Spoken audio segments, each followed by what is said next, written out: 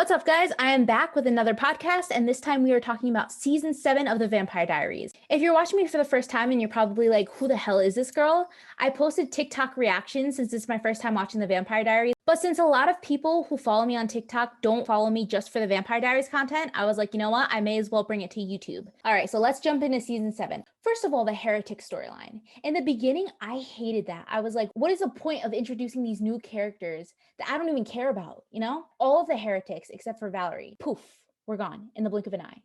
And then we're introduced to Rayna.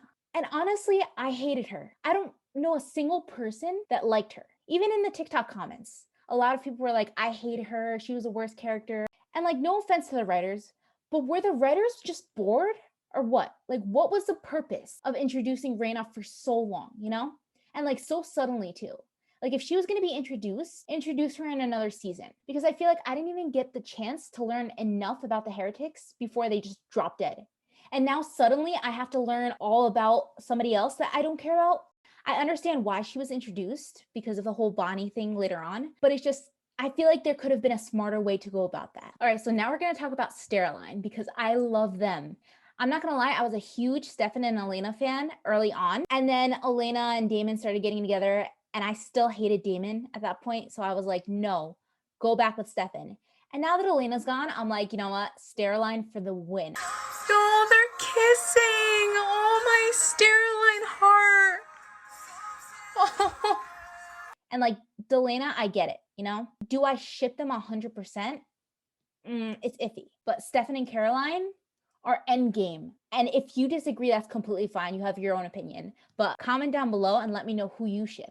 I also personally hated the whole time jump thing because it's like, I understand having a time jump, but that should be saved for the final season. That shouldn't be in the 7th season. Like, I don't understand why they put the time jumps there. Maybe I'm just an idiot, but if I would have restructured this show, which I wouldn't because Hollywood would never hire me. I mean, I've been trying to get hired as a writer or an assistant or a janitor for the past like 2 years in Hollywood and nothing. But if I were to restructure this, I would put a couple time jumps later on in the 8th season. I feel like I'm too picky and I feel like you guys are going to comment down below and be like, shut the F up. Nobody gives a F. I wish I could curse on here. I wish I could curse, but fortunately YouTube would probably ban me for violating community guidelines. Okay, so I'm scrolling through the episodes again and I'm trying to see what else I can talk about. And can we talk about Lily for a second? Because I mean, I did gain some sympathy for her and some empathy, but I didn't feel bad when she died. And like, does that make me a bad person or did you guys feel that too? Because when she died, I was like, eh. But when Sheriff Forbes died, I was bawling. I was in tears. I was like, no, why? How dare these writers? And then with Lily, I was like, are we supposed to care? Am I supposed to care? Because I'm like, I kind of had the same reaction as Damon where I was like, sorry, Stefan, but I don't really care. Okay, now I want to talk about relationships. And we already talked about Steroline.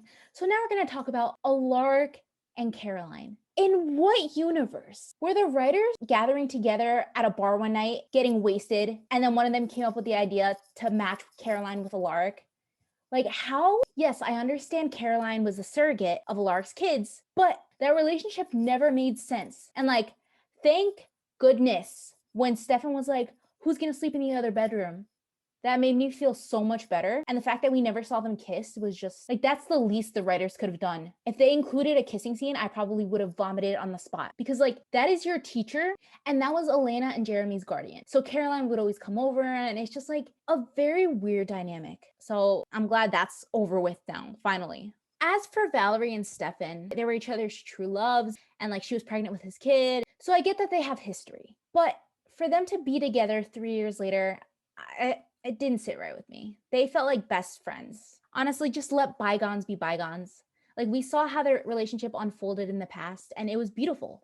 Like they really were in love with one another. And it's a shame that it ended, but it ended for a reason. I mean, I like Valerie from the get-go, but when she disconnected herself from Stefan and made him realize that his feelings for Caroline were still apparent, I was like, okay, you earn my respect because you didn't try to change him. You didn't try to force a relationship and a connection that wasn't still there. You let him go and you let him be happy, which is fair. Whereas Alaric, and I'm going back to him because it annoyed me when he approached Stefan. If I can find the scene, I'll put it somewhere around here. But there was a scene where he was talking to Stefan and he was acting all big and tough, even though he's a human now. you do realize that if Stefan really wanted to, he could go all ripper on you, right? So Alaric and Matt even, they both need to chill out and calm down. But getting back to what I was saying, the way that Alaric went up to Stefan and was like, you need to let her be happy. She's not happy with you. She's not happy if you're around. You left her.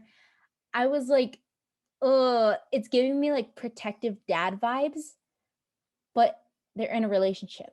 So I don't know. It was just very creepy to me. And the girls and I stopped being a placeholder, and we became her life. I get all that. No, you don't. She doesn't want to see you. Trust me. You know her pretty well, huh? Better than anyone now.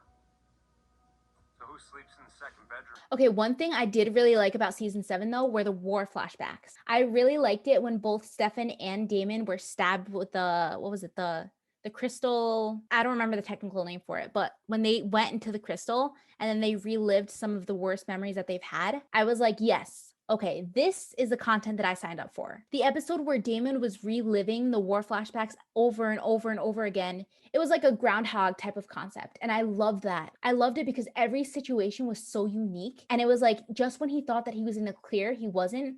And when he finally came to, how he just like killed Caroline, almost killed Bonnie, you know, and like killed everybody that he cared about, like Stefan, and he still thought that he was in this hell world. That is one of my favorite episodes. Okay, this brings me to my next point because this is when Damon is still going through the hallucinations and the flashbacks and everything and thinking that his buddy from the war is still beside him. When he thought that he burned Elena and he went crazy for a split moment, I thought that that was Elena's coffin and that he had actually burned her alive. And I was like, okay, Nina Dobrev is never coming back. Like, there's no way for her to come back now unless she comes back as Catherine, which is, I don't know, like maybe possible, impossible. Genuinely don't know. But I'm not gonna lie, my heart stopped because I was like, I want Nina Dobrev to have a reason to come back. And the fact that Damon just ruined that, I know that it hurt him, but it hurt me too. As a viewer, I was like, Nina, come back. So when Enzo called Damon and said that she was safe, I was like, okay, that makes a lot of sense now. And this gives room and potential for Nina to come back in the next season. I hope that she does. Fingers crossed that she does, because I still have no idea why she left. If you guys know the definitive reason as to why she left TVD, please let me know down below, because I'm so curious about that. Like, why would she leave after 6 seasons of being the main character and getting paid well, unless there was a problem on set or problems with the producers and writers, which I will get to in another video that's coming out later today, because got a lot to talk about Julie Plec and Caroline Dries, I think her name is. Okay, so we're coming up to the final point that I have, at least, about season 7. And if I missed any crucial parts, I tried to take some notes, but if I missed any crucial parts, please let me know down below and I'll be sure to make a follow-up video talking about some of those concepts. But okay, the final topic of season 7 that I want to talk about is Bonnie absorbing Rayna's energies and powers of being a vampire hunter. As if I didn't already hate Rayna enough, this just upped that. But the thing is, why Bonnie? That's what I don't understand. Poor Bonnie. She's either always getting killed off, always getting her heart broken, always getting angry at somebody. And it's like, she's still the most loved character because she has the most genuine heart and she will always do anything to protect her friends. But she's still getting villainized constantly or getting victimized, or it's just like, give Bonnie a break. She's died how many times? She's come back to life how many times? And now she's a vampire hunter? I don't think she deserved to be villainized that way. And it's like, even when she was villainized, I still loved her throughout all of it because I knew that it wasn't intentional. Anyways, thank you guys for watching season 7 of my Vampire Diaries related podcast, and I will see you